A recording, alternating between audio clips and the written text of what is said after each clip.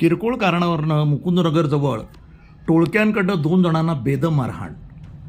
नगर ते छत्रपती संभाजीनगर रोडवरील top up petrol पंपाजवळ किरकोळ वाहन अपघाताच्या कारणावरनं दोघांना लाथाबुक्क्यांनी आणि लोखंडी गजानं बेदम मारहाण करून जिवे मारण्याची धमकी देण्यात आली.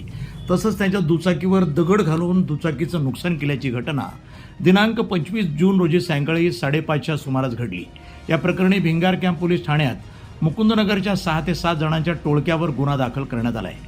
या संदर्भात किरण सुरेश कराळे राहणार कापूरवाडी यांनी भिंगार कॅम्प पोलीस ठाण्यामध्ये फिर्याद दिली आहे. त्यांच्या तक्रारीवरनं पोलिसांनी संशयित आरोपी शेख आफशान इरफान अली फिरोज खान साहिल जावेद शेख सर्व राहणार मुकुंदनगर अहिल्यानगर आणि त्यांच्या इतर 3 ते 4 साथीदारांविरुद्ध गुन्हा नोंदवला आहे. पोलिसांनी दिलेल्या माहितीनुसार 25 जून रोजी सायंकाळी 5:30 वाजेच्या सुमारास फिर्यादी किरण कराळे आणि त्यांचे मित्र रवी बिडे यांच्यासह मोटारसायकलवरनं ते जात होते.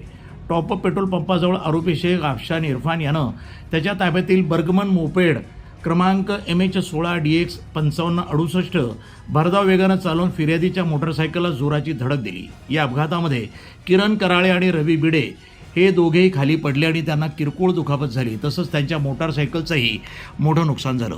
अपघात झाल्यानंतर आरोपी शेख आफशान आणि अली फिरोज खान यांनी फिर्यादी आणि त्यांच्या मित्रासोबत वाद घालण्यास सुरुवात केली. हा वाद इतका वाढला की आरोपींनी त्यांना लाथाबुक्क्याने बेदम मारहाण करण्यास सुरुवात केली.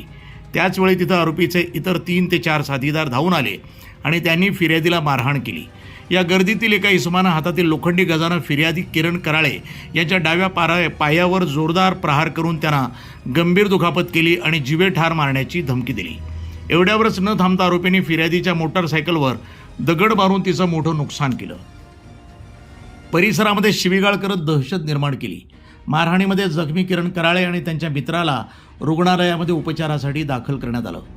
दिनांक 26 जून रोजी पहाटे कराळे यांनी दिलेल्या जबाबावरनं भिंगार कॅम्प पोलीस ठाण्यामध्ये भारतीय न्याय संहिता कलम 118(1), 115(2), 351(2), 3, 324(4), 189(2), 190, 191(2), 289, 125(a), (b) आणि मोटार वाहन कायदा कलम 134(a), (b), 184 आणि 177 प्रमाणे दंगलीचा गुन्हा दाखल करण्यात आला आहे. पुढील तपास पोलीस करत आहेत.